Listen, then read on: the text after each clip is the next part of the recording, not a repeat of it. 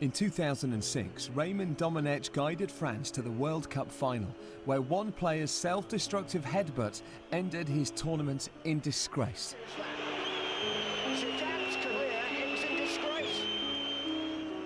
But in South Africa 2010, the French squad shocked the world by going one further. The whole team ended their tournament in disgrace.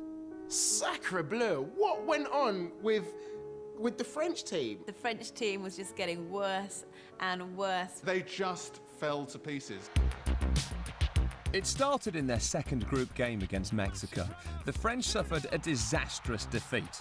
Striker Nickolas Anelka called Domenech a naughty word. Anelka called him, I believe, a son of a...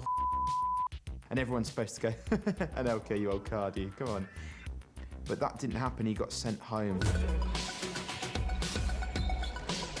To actually see him sent packing was unheard of. I'd never seen anything like that before. You don't call your boss a son of in almost any contest. That's one of the main rules of life. Domenech hoped his firm, decisive action would put a lid on things, but remember, this is the French we're talking about. France's World Cup goes from bad to worse, with mutiny spreading through the squad. The rest of the team then got together and backed Nickolas Anelka, and they wanted him back into the squad. The French, being typically enigmatic and French, decided, right, middle of the World Cup, we're going to go on strike. And you're thinking, at the World Cup, refuse to train. As if that wasn't shocking enough, they then gave a statement to the manager explaining their madness and made the poor love read it out to the press. To mark their opposition to the highest level of French football, all players have decided not to participate in training.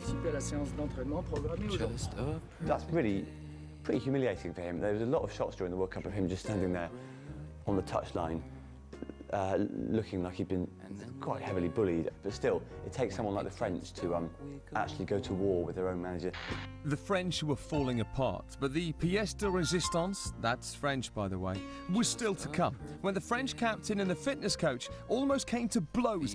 And then you see Patrice Evra, to start with, arguing with the fitness coach, getting quite heated. The camera stays on them. You see Raymond Domenech go up. Patrice Evra storms off. He throws his World Cup badge down. The fitness coach storms off. Oh, it's such a perfect day. I'm glad I spent it with you. It was such a bizarre moment. All of this was being shown live out on camera. It's something that they kind of want to keep behind closed doors, this. You couldn't have written a story about the French. I mean, England thought they had problems at the World Cup, but I mean, the French basically just capped it all. I thought it was absolutely fantastic. France still had one game left to rescue their tournament, but as we'll see later, the shocks would keep on coming.